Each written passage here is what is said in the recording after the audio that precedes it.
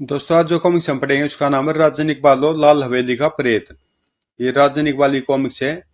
Action और जासूसी comics होती है राजन इकबाल की। तो पढ़ते हैं इसको। राजन इकबाल और लाल हवेली का प्रेत। यह लाल हवेली है। यहाँ रात के समय हमेशा मौत का साया मंडराता रहता है। बस्ती के कई लोगों ने यहाँ एक विचित्र जीव को घूमते फिरते देखा है। लाल हवेली का मालिक कुछ दिन पहले ही रहस्यमय ढंग से मरा पाया गया था। एक दिन एक राहगीर लाल हवेली के पास से गुजर रहा था। आज खेत पर काम करते करते काफी रात हो गई। ऊआ ऊआ। अरे ये रोने की आवाज कहाँ से आ रही है? शायद उस झाड़ियों के पीछे से। तभी आई। बापू बचाओ, बचाओ बचाओ मेरे बच्चे को। चीख सुनते ही जानवर लाश को छोड़कर लाल हवेली की ओर भागा। क्या हुआ? क्या बात है दीनू काका? बचाओ। वेदनर बख्शी मेरे मेरे बच्चे को उठा ले गया। चलो मुखिया को बताएं। मुखिया जी मेरे बच्चे को बचाओ। उस भयंकर जानवर ने उसे पकड़ लिया है। अब वह क्या बचेगा दीनू काका? उसका तो खून पी चुका होगा वह नर बख्शी। पुलिस भी तंग आ चुकी है इस नर बख्शी को खोजते खोजते। इस बार वे लोग दो तीन लाशों की जांच करेंगे। यह जानवर मनुष्य का खून पीकर उसे एकदम निचोड़ डालता है। देखे पुलिस क्या पता लगाती है। इसका उपाय तो खोजना ही चाहिए, नहीं तो धीरे धीरे हम सभी मर जाएंगे। रोज एक आधे आदमी की जीवन लीला समाप्त हो जाती है। हमें लाल हवेली के मुंशी से बात करनी चाहिए। वह दिन में लाल हवेली में ही रहता है। और माली तो हवेली के पास बनी झोपड़ी में ही रहता है। उससे भी बात करनी चाहिए। सब लोग लाल हवेली की ओर चल देते हैं। चलो भाई सुबह कुछ सोचा जाएगा। दीनू काका अब घर जाओ, हम सब उस नर बख्शी के सामने लाचार हैं। सुबह। शायद हवेली के मालिक का प्रेत में तंग कर रहा है। वह प्रेत इस तरह खून पीता कि लाश बिल्कुल खोखली हो जाती है। मैंने तो सुना कि चंदन सिंह की वह नौकरानी डायन बनकर यह सब कर रही है, जो एक पेड़ पर रस्सी से लटकी हुई मरी पाई गई थी। लाल बेली का मुंशी गांव वालों से भारी मिलता है। मुंशी जी, इन मौत की दुर्घटनाओं से हम सब लोग बहुत घबरा गए हैं। हर रोज कोई न कोई आदमी मारा जाता है। मैं तो खुद परेशान हूँ। मरते वक्त मालिक ने कहा था जब तक उनका भांजा हवेली में आकर सारी जायदाद नहीं संभाल लेता मैं यहाँ से नहीं जा सकता। मैंने उनके भांजे को पत्र लिखा है। वह 2-4 दिनों में आ जाएगा, तब मैं यहाँ एक पल नहीं रुकूंगा। सब लौटते हैं। बेचारा मुंशी खुद भयभीत था। न जाने अब हम सबका क्या होगा। दोषी और राजन इकबाल तक लाल हवेली की रहस्यमयी वारदातों का समाचार पहुंचते ही लाल हवेली के मालिक चंदन सिंह का भांजा राजन इकबाल का दोस्त था। जब उसे मुंशी का पत्र मिला तो वह हीरा पन्ना के पास आया। तो तुम वहां रहने जाओगे कुंदन? माँ किसी तरह राजी नहीं होगी। उन्हें अपने जादू टोने करने वाले भाई से घृणा थी। और रोज रोज होने वाली हत्याओं की बातें सुनकर तो माँ कांप उठती है। तो फिर उस जायदाद का क्या होगा जो तुम्हारे मामा तुम्हारे नाम कर गए हैं? माँ ने मामा से तंग आखिरी लाल हवेली छोड़ी थी। माँ को मेरे भविष्य की चिंता है। सुनते हैं तुम्हारे मामा का भूत गांव वालों को तंग करता है। हाँ, गांव वाले काफी परेशान है। उनका भूत ही शायद रोज किसी न किसी की हत्या करता है। कुछ भी कहो, अपनी तो इस रहस्यमय हवेली को देखने की बड़ी इच्छा है। मैं वहां के लोगों को भय से मुक्त करना चाहता हूँ। इसके लिए मैं तुम्हारी जो जरूरत पड़ेगी कुंदन। मेरी माँ को मना लो, मैं तुम्हारी हर मदद के लिए तैयार हूँ। तभी टन टन। हेलो, कौन? अच्छा अच्छा, इंस्पेक्टर खन्ना क्या? अच्छा, अभी हम आ रहे हैं। चलो, इंस्पेक्टर खन्ना ने जरूरी काम से बुलाया है। कुंदन तुम भी हमारे साथ चलो। चलो। तीनों इंस्पेक्टर खन्ना के पास पहुंचते हैं। नमस्ते अंकल। आओ आओ, नमस्ते भाई। इस बार बहुत ही दिलचस्प केस है तुम दोनों के लिए। लेकिन अंकल इस बार हमने खुद एक केस चुन लिया है। ये हमारे दोस्त कुंदन के परिवार से संबंधित है। ठीक है, पहले अपने दोस्त का केस निपटाओ, फिर मुझे बता दो तो क्या केस है। यह चंदनपुर की लाल हवेली का केस है, जहाँ रोज कोई न कोई मारा जाता है। क्या लाल हवेली वाला कांड? उसी से तुम्हारे दोस्त का संबंध है? हाँ अंकल, क्या आपको भी उसकी जानकारी हो गई? जानकारी? अरे उसी केस के लिए तो तुम्हें बुलाया है। क्या? हाँ भाई। वहां की पुलिस ने हमारे गुप्तचर विभाग को 3 लाशें जांच के लिए दी थी। जांच से पता चलता है कोई जानवर आदमी को इस तरीके से नहीं खा सकता कि उसका सारा खून ही साफ हो जाए। उन लाशों की जांच से हमें और भी रहस्यमय व दिलचस्प केस लगने लगा है। इसका जिम्मा मैं तुम दोनों को देना चाहता था। इस केस को तो हम पहले ही ले चुके हैं। तुम्हारे दोस्त का केस से क्या संबंध है? लाल हवेली के मालिक चंदन सिंह मेरे दोस्त के मामा थे।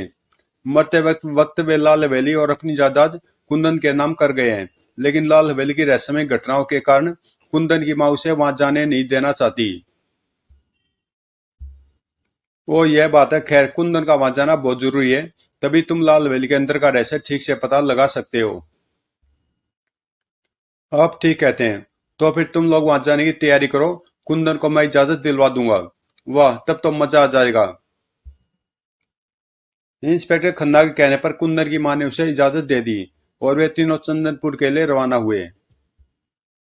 चंदनपुर के थाने में, हम लोग लाल हवेली में ही रहेंगे। हमारी सहायता के लिए अपने जवान तैयार रखिए। आप चिंता न करें, जब भी आपको जरूरत पड़ेगी हम फौरन मदद करेंगे। थाने से वे लाल हवेली पहुंचे। लगता कोई मारा गया है, चलो देखते हैं। यह कौन था? यह लाल हवेली का माली था। कल इसने मुझसे कहा था कि इसने रात में मालिक को बाग में खड़े देखा था। और और आज यह बेचारा मौत के मुंह में चला गया। मुझे तो कुछ और ही लग रहा है। इकबाल, इधर जरा एक बात तो सुनो। हाँ, क्या?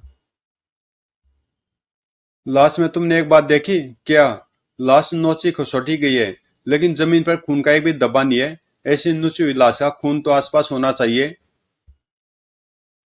तभी मुंशी उनके पास आता है। आप लोग नए जान पड़ते हैं। हाँ, हम अपने दोस्त कुंदन के साथ यहाँ घूमने आए हैं। यह उसके मामा की हवेली है।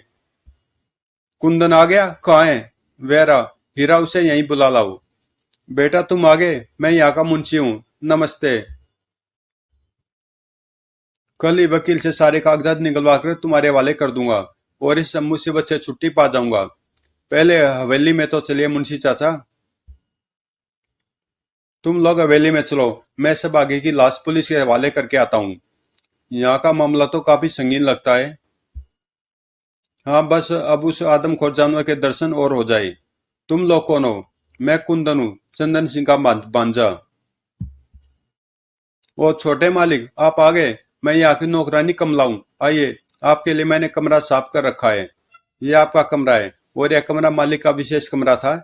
इसकी चाबी मुंशी जी के पास है। इसमें तिजोरी भी है। अच्छा कमला, जरा चाय नाश्ता तो बना लाओ। हम लोग काफी थक गए हैं। अभी लो छोटे मालिक। आओ दोस्तों, जरा अपनी थकान मिटा लें। तभी मुंशी आता है। कहिए छोटे मालिक, जगह पसंद आई? हाँ मुंशी चाचा, पर कुछ दिन रहकर मैं वापस चला जाऊंगा। अभी यहाँ रहने के इरादे से नहीं आया। फिर भी छोटे मालिक, मुझे तो यहाँ से जाना ही है। मैं आपको यहाँ की चाबियां दे दूंगा। वकील को खबर कर दूंगा। वह वसीयत के कागजात ले आएगा। हवेली के खर्चे का जिम्मा भी उसी का होता है। और ये रही तुम्हारे मामा के कमरे की चाबियां। छोटी चाबी तिजोरी की है। अच्छा, मैं चलता हूँ। कल वकील के साथ आऊंगा। वह आपको सारा हिसाब किताब समझा देगा और मैं आपसे आखिरी विदा लूंगा। अब क्यों छोड़कर जा रहे हैं मुंशी चाचा? अब तो मैं आ ही गया हूँ। लेकिन हवेली की रोज की दुर्घटनाओं को तो आप नहीं रोक सकते। मैं तो इसी कारण यहाँ से जल्दी जाना चाहता हूँ। जैसी आपकी मर्जी मुंशी चाचा, कल तो आप आ रहे हैं ना? हाँ, मैं कल वकील के साथ आऊंगा। कुंदन, अपने मामा के कमरे की चाबी मुझे दे दो। आज रात मैं वहीं सोऊंगा। ठीक है मालिक, चलिए चाय नाश्ता कर लीजिए। भाई वाह, नाश्ते का तो मजा आ गया। अच्छा कुंदन, हम लोग जरा बाहर टहल कर आते हैं। आज से हमारा काम शुरू। हवेली के पिछवाड़े। यहाँ तो शाम पड़ते ही लोग अपने अपने घरों में चले जाते हैं। पिस्तौल तैयार रखना, क्या पता उस आदमखोर से कब सामना हो जाए। तभी, राजन यह देख, किसी के पैरों के निशान हवेली की तरफ गए हैं। 2 जनों के निशान हैं। इसका मतलब हवेली की तरफ यहाँ से कोई गया है। अरे राजन देख, हवेली के उस कमरे की बत्ती जली। पर वह कमरा तो कुंदन के मामा का है, चाबी तेरे पास है।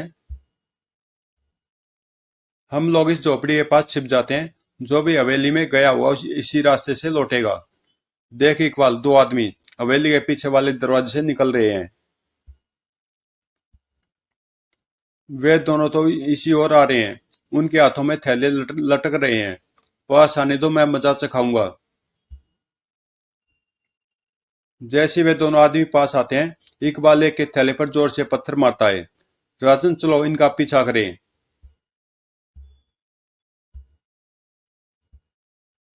हाय मेरा ठेला, हाय मेरी पीठ तोड़ दी। क्या जमाना आ गया, भाई भाई को मार रहा है। पंडित जी ने ठीक ही भविष्यवाणी की थी कि जल्दी मैं हवाई यात्रा करूंगा। माइकल जल्दी कार चलाओ। कितनी बार बता चुका हूं, दरवाजे के रास्ते से कार में आया करो। दोनों भागने में सफल हो गए। चलो वापिस उसी जगह पर चलें। वापिस उसी जगह लौटकर। ओ खून, पर मैंने तो पत्थर थैले पर मारा था, कहीं थैले में लाश। मूर्ख, थैले में लाश कैसे आ सकती है। चलो लौट चलें। यह तो साफ हो गया कि हवेली के अंदर ही गड़बड़ है, पर अब तो सुबह ही चलेंगे, रात यहीं कहीं गुजारेंगे।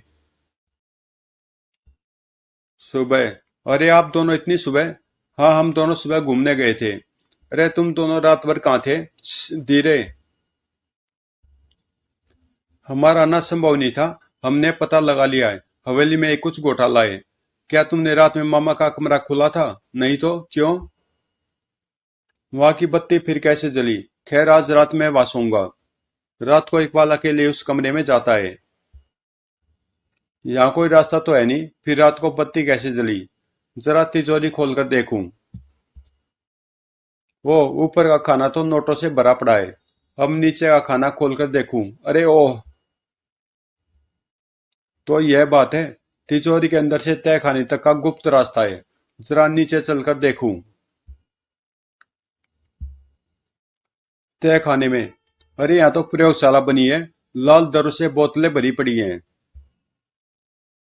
अब आगे चलकर देखता हूँ। ये आदमी इस लाश को कहाँ ले जा रहे हैं? अरे ये लोग तो उसका खून निकाल रहे हैं। अब समझा, ये आदमी को मारकर उसका खून निकाल लेते हैं, बाद में उस खून का व्यापार करते हैं। लाश को बाहर फेंककर उस जानवर को छोड़ देते हैं, ताकि लोग समझे जानवर आदमी को मारकर उनका खून पी जाता है। इकबाल यहाँ से भाग ले, वरना तेरा खून भी। इकबाल तय खाने से वापस कमरे में आता है। अगले दिन सुबह। क्यों, कुछ हाथ लगा? सारा भेद खुल चुका है। अब आज सारी योजना बनानी है। हवेली के नीचे प्रयोगशाला है। वो आदमी के सिर से खून खींचकर बोतलों में भरते हैं और उसे बाहर सप्लाई करते हैं। वो तो उस रात भी थैलों में बोतलें ही होंगी। तुम्हारे पत्थर से बोतलें फूट गई होंगी। श्याम को मुंशी जी वकील के साथ आते हैं। आइए, नमस्ते। कुंदन, ये वकील साहब हैं। ये वसीयत पर हस्ताक्षर कराने आए हैं। बैठिए वकील साहब, लाइए कागजात। हाँ ये लीजिए, हो गए हस्ताक्षर। बैंक में 10 लाख नकद तथा इतने रुपए के जेवरात आदि हैं। 2 लाख रुपए हवेली की तिजोरी में हैं। अब मैं चलता हूँ, आपके मुंशी बाबू लाल का हिसाब मैंने कर दिया है। धन्यवाद। चलिए सब लोग खाना खा लीजिए, अभी आते हैं। अंधेरा बढ़ता जा रहा, मुझे भी विदा करें। मुंशी चाचा, आज हमारे साथ खाना खाइए, रात को यहीं सोइए। इस वक्त आपका बाहर जाना खतरे से खाली नहीं है। सुबह आराम से जाइएगा। यही वक्त है तिजोरी पर हाथ साफ करने का। बाकी जिंदगी मजे से कटेगी। ठीक है कुंदन बेटा, जैसे तुम्हारी मर्जी। आज यहीं रुक जाता हूँ। भोजन करने के बाद यह लीजिए चाबी। आप मामा जी के कमरे में सो जाइए। डर तो नहीं लगेगा आपको? नहीं नहीं, डर कैसा। आप लोग तो हैं ही, मैं अकेला सो जाऊंगा। अच्छा, शुभ रात्रि। शुभ रात्रि बच्चों। अब मौका है तिजोरी साफ करने का। दूसरे कमरे में। राजन, तुम हवेली के पीछे जाओ और पिछले दरवाजे पर निगाह रखो। किसी को बाहर मत निकलने देना। मैं यहाँ निगाह रखूंगा। आज रात शायद कुछ होगा। ठीक है कुंदन, मेरा इशारा मिलते ही पुलिस को फोन करना। ओके। तभी अचानक आई। सावधान, यह चीख मामा के कमरे से आई है। इकबाल कमरे का ताला गोली से उड़ा देता है। धुआं। यह चीख कैसी थी इकबाल? आओ देखें। ओह, मुंशी जी भी नहीं रहे। अरे ये आदमी कौन खड़ा है? हा हा हा, मैं हूँ चंदन सिंह। मामा तुम जिंदा हो? हाँ मैं जिंदा हूँ। असल में मरा तो मेरा बड़ा भाई था, जो मेरा हमशक्ल था, और मैंने उसे तहखाने में कैद कर रखा था। हाथ ऊपर उठा लो चंदन सिंह। तुम बहुत बड़े हत्यारे हो। मैं सब देख चुका हूँ। तुम खून का व्यापार करते हो। मामा तुम आदमी नहीं, खूनी दरिंदे हो। हा हा हा। अच्छा तो तुम सब जान चुके हो। तब क्या छिपाना। मैं सचमुच खून और मनुष्य की आंखों का व्यापार करता हूँ। विदेशों में इन दोनों चीजों की बड़ी मांग है, और इस धंधे में पूंजी भी नहीं लगानी पड़ती। कस्बे के किसी भी आदमी को मारकर हम प्रयोगशाला में उसका सारा खून और आंखें निकालकर सुरक्षित रख लेते थे। फिर एक पालतू विदेशी जानवर को लाश पर छोड़ देते थे। चूंकि वह जानवर खून का शौकीन है, पर लाश में उसे खून नहीं मिलता, तो वैसे नोचता खसोटता है। लोग यही समझते हैं कि जानवर ने आदमी को मारा है। इस तरह किसी को शक नहीं होता था कि हत्या तुम और तुम्हारे साथी कर रहे हैं।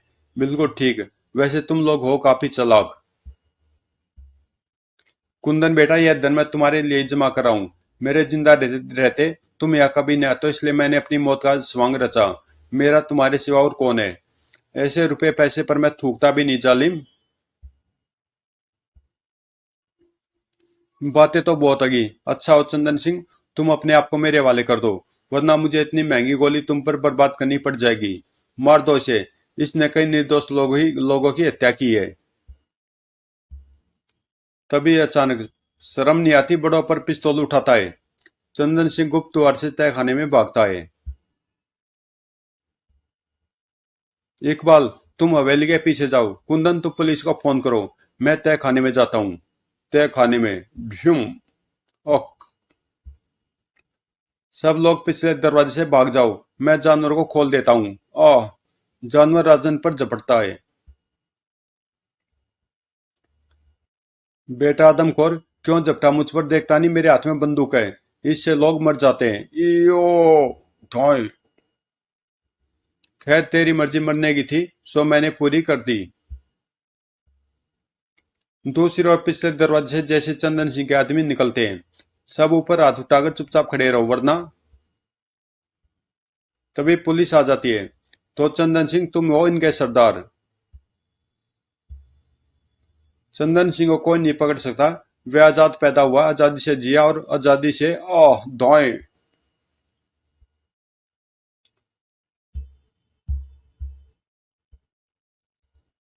चलो अच्छा हुआ।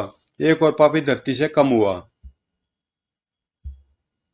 राजन इकबाल, आप दोनों का बहुत बहुत धन्यवाद। यह तुम्हारा फर्ज था इंस्पेक्टर साहब। बाद में। राजन इकबाल जिंदाबाद। राजन इकबाल अमर रहे। भाइयों, लाल हवेली का आतंक अब खत्म हो गया है। अब यहाँ किसी की हत्या नहीं होगी।